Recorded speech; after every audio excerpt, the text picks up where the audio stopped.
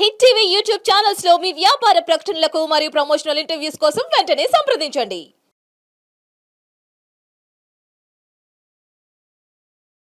Welcome to head TV. ఈ రోజు మనకు చాలా స్పెషల్ గెస్ట్ ఉన్నారు, జీవి సుబ్రహ్మణ్యం గారు.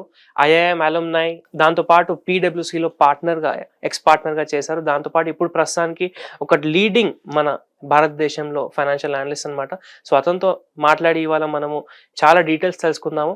నమస్కారం సార్. నమస్తే. హిట్ టీవీ ప్రేక్షకులకు నమస్కారం.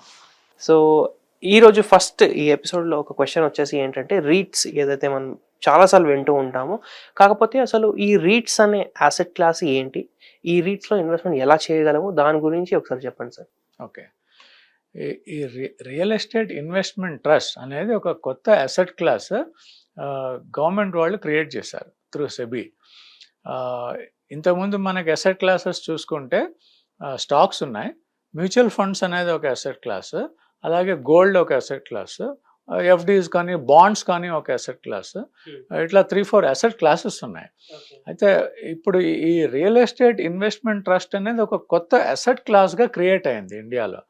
అంటే ఇండియాలో ఉన్న కమర్షియల్ ప్రాపర్టీ అంతా కూడా పూల్ చేసి దాన్ని స్టాక్ ఎక్స్చేంజెస్లో లిస్టింగ్ చేసి దాంట్లో ట్రేడింగ్ జరుగుతూ ఉంటుంది. సో కానీ అది స్టాక్స్ అంటే ఒక బిజినెస్గా కాకుండా commercial real estate development essentially ఇది, కాబట్టి దాన్ని వేరే అసెట్ క్లాస్గా కన్సిడర్ చేయొచ్చు. అంటే మీరు ప్రైవేట్గా రియల్ ఎస్టేట్ కొనుక్కొని దాని లిక్విడిటీ బయర్ దొరకపోవడం చాలా ప్రాబ్లమ్స్ ఉంటాయి. వేరేజ్ ఇలాంటి వాటిలో ఇన్వెస్ట్ చేస్తే మీకు కొన్ని బెనిఫిట్స్ ఉంటాయి. సో ఈరోజు నేను వాటి గురించి కొంచెం డీటెయిల్గా చెప్తాను. ఫస్ట్, ఈ రియల్ ఎస్టేట్ ఇన్వెస్ట్మెంట్ ట్రస్ట్ అనేవి 2 టైప్స్ ఉంటాయి.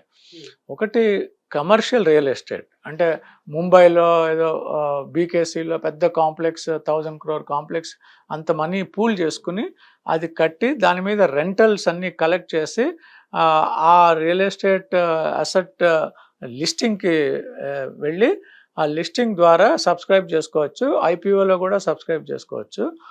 దాని మీద మీకు ఆ రెంటల్ ఇన్కమ్ అంతా డివిడెండ్గా డిస్ట్రిబ్యూట్ చేస్తారు. సో మీకు study flow of dividend income, అంటే మీరు ఇల్లు కొనుక్కొని అద్దెకి ఇస్తే మీకు ఎలా వస్తుందో అలాగే వస్తుంది. ఇందులో కూడా వాళ్ళు కలెక్ట్ చేసి మీకు ఇస్తూ ఉంటారు, మంత్లీ సమ్ పర్సంటేజ్ ఇస్తారు. అలాగే అక్కడ రియల్ ఎస్టేట్ పెరిగినప్పుడు కూడా మీ క్యాపిటల్ కూడా పెరుగుతుంది, ఎందుకంటే ఇవన్నీ కూడా స్టాక్ ఎక్స్చేంజ్లో ట్రేడ్ అవుతాయి కాబట్టి వాటి అఫ్కోర్స్ వాలటిలిటీ రిస్క్ ఉంటుంది, బట్ క్యాపిటల్ అప్రిసియేషన్ ఉంటుంది, ఎక్కువ ఉండదు, కొంత ఉంటుంది. బికాజ్ ఇది బిజినెస్ లాగా 40% ఎక్కడ పెరగవు, రెంట్స్ అన్నీ 6% పెరుగుతాయి. సో కొంత క్యాపిటల్ అప్రిసియేషన్ ఉంటుంది. రెగ్యులర్ ఇన్కమ్, ఆ రెంటల్ ఇన్కమ్ అంతా అందులో 90% of the income by law dividends కింద డిస్ట్రిబ్యూట్ చేయాలి షేర్ హోల్డర్స్కి. అదొక అడ్వాంటేజ్ అది. సో మనకి రెగ్యులర్ ఇన్కమ్ రావడానికి ఎఫ్డీస్కి ఈక్వలెంట్గా రియల్ ఎస్టేట్ ఇన్వెస్ట్మెంట్ ట్రస్ట్లో కూడా ఆపర్చునిటీస్ ఉన్నాయి. అయితే ఇది commercial real estate, retail real estate ఒక కేటగిరీ, అది రీట్స్ అంటారు, real estate investment trust, REITS. అలాగే ఇన్వైట్స్ అని ఉంది, అంటే ఇన్ఫ్రాస్ట్రక్చర్ ఇన్వెస్ట్మెంట్ ట్రస్ట్, అది కూడా రీట్సే. అది కూడా ఇప్పుడు రోడ్స్ మీరు థౌజండ్స్ ఆఫ్ క్రోర్స్ పెట్టి హైవేస్ బిల్డ్ చేయాలంటే అంత మనీ గవర్నమెంట్ దగ్గర ఉండదు, ఒక్కళ్ళ దగ్గర ఉండదు. అది కూడా కొంతమంది పూల్ చేసి టోల్ ప్లాజాస్ అవన్నీ కట్టి అక్కడ కూడా రెంటల్ ఇన్కమ్ క్రియేట్ చేసే ఆపర్చునిటీకి అయితేనే పర్మిషన్ ఇస్తారు గవర్నమెంట్, సెబీ క్లియరెన్స్ ఉంటుంది. సో ఇన్ఫ్రాస్ట్రక్చర్ ఇన్వెస్ట్మెంట్ ట్రస్ట్ ఉన్నాయి, real estate commercial and retail real estate trust ఉన్నాయి. మీరు ఈ రియల్ ఎస్టేట్ ఇన్వెస్ట్మెంట్ ట్రస్ట్ అనేది దేంట్లో అన్నా క్రియేట్ చేయొచ్చు. ఫర్ ఎగ్జాంపుల్ టెక్స్టైల్ సెక్టర్లో క్రియేట్ చేయొచ్చు, data centres real estate investment trust ఉంటాయి. ఎక్కడైనా కూడా ఒక అసెట్ క్రియేట్ చేసి దాని మీద మనకి రెంటల్ ఇన్కమ్ వచ్చే అవకాశాలు ఉంటే, లైక్ లీజ్, ఆఫీస్ లీజ్ లాగా డేటా సెంటర్ కూడా లీజ్కి ఇచ్చేస్తారు. సో అలా కొన్ని రకాల స్పెషలైజేషన్స్ ఉన్నాయి దీంట్లో. అయితే ముఖ్యంగా తెలుసుకోవాల్సింది ఏంటంటే, అమెరికా మనకంటే ఒక 20-30 సంవత్సరాల ముందు ఉంది ఇలాంటి అసెట్ క్రియేషన్. సో అమెరికాలో స్టాక్ ఎక్స్చేంజ్లో స్టాక్స్ ఎంత పెద్ద asset, real estate investment trust కూడా అంత పెద్ద అసెట్ క్లాస్. రెండు దరిదాపుగా సిమిలర్ రిటర్న్స్ ఇచ్చాయి. ఓకే. ఇక్కడ ఇంకా ఇప్పుడే స్టార్టింగ్ స్టేజ్లో ఉన్నాం, డెవలప్ అవుతోంది. అంటే మీకు స్టాక్స్లో మ్యూచువల్ ఫండ్స్లో లాస్ట్ 15-20 ఇయర్స్లో 12-15% రిటర్న్ పర్ యానం వచ్చింది అంటే మీకు అమెరికా ఎగ్జాంపుల్ చూసుకుంటే అంత రిటర్న్స్ అక్కడ వచ్చాయి. అక్కడ 8% అనుకోండి, 6-8% రేంజ్లో ఉంటుంది. So what it signifies is అంత ఇంపార్టెంట్ అసెట్ క్లాస్ కాబట్టి ఇన్వెస్టర్స్ డబ్బులు ఎక్కడ పెట్టాలి అనుకున్నప్పుడు రియల్ ఎస్టేట్ ఇన్వెస్ట్మెంట్ ట్రస్ట్ కూడా ఒక అవకాశం అనేది తెలుసుకోవాలి. ఇది ఎంత ముఖ్యం అంటే మనకి అసలు ఇన్వెస్టింగ్కి ముఖ్యం అంటే సూక్ష్మం అంటారు. Essence of investing is asset diversification. Okay, అంటే అన్ని మల్టిపుల్ అసెట్ క్లాసెస్లో ఇన్వెస్ట్ చేయాలి.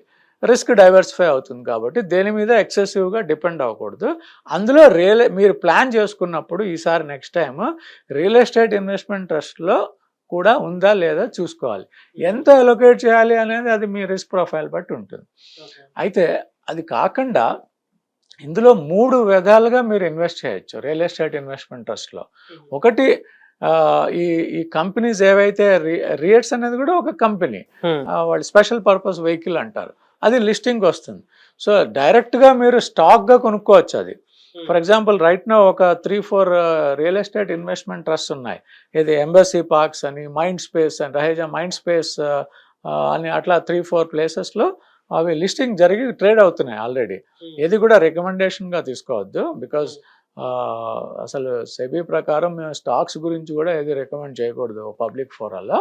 బట్ నాలెడ్జ్ పర్పస్లో ఇవి అయితే ఈ 3 రకాలు ఏంటంటే మీరు ఒక రియల్ ఎస్టేట్ ఇన్వెస్ట్మెంట్ ట్రస్ట్లో ఇన్వెస్ట్ చేయాలంటే డైరెక్ట్గా వెళ్ళి కొనుక్కోవచ్చు స్టాక్ ఎక్స్చేంజ్లో, ఎందుకంటే అది ట్రేడ్ అవుతుంది, అది పర్ షేర్ అలా వాటికి ఇస్తున్నారు కాబట్టి. అది అది రిస్కీ, చాలా రిస్కీ, డబ్బులు పోతాయి. What to buy, when to cell తెలియకపోతే డబ్బులు పోతాయి. సో అది జాగ్రత్తగా అడ్వైజర్ కానీ యాక్సెస్ లేని మీకు నాలెడ్జ్ లేకపోతే చేయకూడదు. రెండోది మ్యూచువల్ ఫండ్స్. మీకు మ్యూచువల్ ఫండ్స్ అదొక ఇంపార్టెంట్ అసెట్ క్లాస్ కాబట్టి అన్ని మ్యూచువల్ ఫండ్స్ దగ్గర రియల్ ఎస్టేట్ మ్యూచువల్ ఫండ్ ఉంది. వాళ్ళు అందులో రియల్ ఎస్టేట్ కంపెనీస్ కొంత, ఈ రియల్ ఎస్టేట్ ఇన్వెస్ట్మెంట్ ట్రస్ట్ కొంత కలిపి ఎక్స్క్లూజివ్గా రియల్ ఎస్టేట్కి ఒక బాస్కెట్ తయారు చేశారు. సో మ్యూచువల్ ఫండ్ ద్వారా ఎస్ఐపి రూట్లో ప్రశాంతంగా ఇన్వెస్ట్ చేసుకుంటూ వెళ్ళటమే, అది టైమింగ్ ఉండదు. అలా కొన్ని 20 సంవత్సరాలు చేస్తూ పోతే అడ్వాంటేజ్ ఏంటంటే మీకు రెగ్యులర్ డివిడెండ్ ఇన్కమ్ చాలా రెగ్యులర్గా వస్తుంది. ఎందుకంటే ఆల్రెడీ ఆ రెంట్ ఇచ్చిన కెపాసిటీ యూటిలైజేషన్ వచ్చిన రెంటల్ ఇన్కమ్ 90% డిస్ట్రిబ్యూట్ అవుతాయి కాబట్టి మీకు వడ్డీలాగా రావడానికి అవకాశాలు ఉంటాయి. అది ఒక సెకండ్ మెథడ్. అది థర్డ్ మెథడ్ ఏంటంటే ఇప్పుడు మనకి నిఫ్టీ 50 ఎలా అయితే లార్జ్ క్యాప్ ఇండెక్స్ ఉందో రియల్ ఎస్టేట్ కూడా ఇండెక్స్ ఉంది. Real estate investment exchange traded fund అంటారు. అందులో ఇవన్నీ కలిపి ఒక ఇండెక్స్ క్రియేట్ చేస్తారు. ఆ ఇండెక్స్ లో కూడా మీరు డైరెక్ట్ గా కొనుక్కోవచ్చు. మ్యూచువల్ ఫండ్స్ అంటే యాక్టివ్లీ మేనేజ్డ్, అవి మ్యూచువల్ ఫండ్ హౌస్ దగ్గరికి వెళ్తే యాక్టివ్లీ మేనేజ్డ్ ఫండ్ వెళ్ళి కొనుక్కోవచ్చు. Mutual fund exchange traded fund లాగా కొనుక్కోవచ్చు. ఆ డైరెక్ట్ స్టాక్ లాగా ఆ ఇండివిజువల్ రియట్ కంపెనీ ఏది ఉందో దాంట్లో కూడా కొనుక్కోవచ్చు. ఈ 3 అవకాశాలు ఉన్నాయి. బికాజ్ ఇది రిస్క్ డైవర్సిఫికేషన్కి ఒక అవకాశం. ఎక్కువ క్యాపిటల్ గెయిన్స్ రావు, రెంటల్ ఇన్కమ్ ఎక్కువ వస్తుంది మన ఇల్లు కొనుక్కున్నట్టుగా, ప్లస్ రీజనబుల్ రిటర్న్స్ ఎక్స్పెక్ట్ చేయాలి. అప్స్ అండ్ డౌన్స్ ఉంటాయి. అయితే బడ్జెట్లో దీనికి ఒక ఇంపార్టెన్స్ ఇచ్చారు. అదేం చేశారంటే ఇంతకుముందు లాంగ్ టర్మ్ క్యాపిటల్ గెయిన్స్ అంటే మీకు ఇన్కమ్ ఎలా ఉంటుంది, క్యాపిటల్ గెయిన్స్ మీరు అమ్మినప్పుడు మీకు క్యాపిటల్ గెయిన్స్ వస్తాయి, మీరు అమ్మకుండా ఉంచుకున్నంతప్పుడు మీకు రెగ్యులర్గా ఇన్కమ్ వస్తుంది డివిడెండ్స్ కింద. డివిడెండ్స్ ఆఫ్ కోర్స్ ఇండివిజువల్ హ్యాండ్స్లో ట్యాక్స్ అవుతుంది. అదే మీరు అమ్మినప్పుడు ఎగ్జిట్ అయిపోతే మీరు కొన్న వాల్యూ, ఇప్పుడు అమ్మిన వాల్యూ, దాని మీద క్యాపిటల్ గెయిన్స్ పడుతుంది. ఈ క్యాపిటల్ గెయిన్స్ ట్రీట్మెంట్ ఇంతకుముందు long term capital gains 3 years ఉండేది. ఇప్పుడు రియల్ ఎస్టేట్ ఇన్వెస్ట్మెంట్ కూడా 3 years అంటే 20% మనకి అట్లా ఉండేది. ఇప్పుడు 1 year తగ్గించారు. అది 1 year తర్వాత అంటే 1 year కంటే ఎక్కువ ఉంచుకుంటే మీకు 12.5% క్యాపిటల్ గెయిన్స్.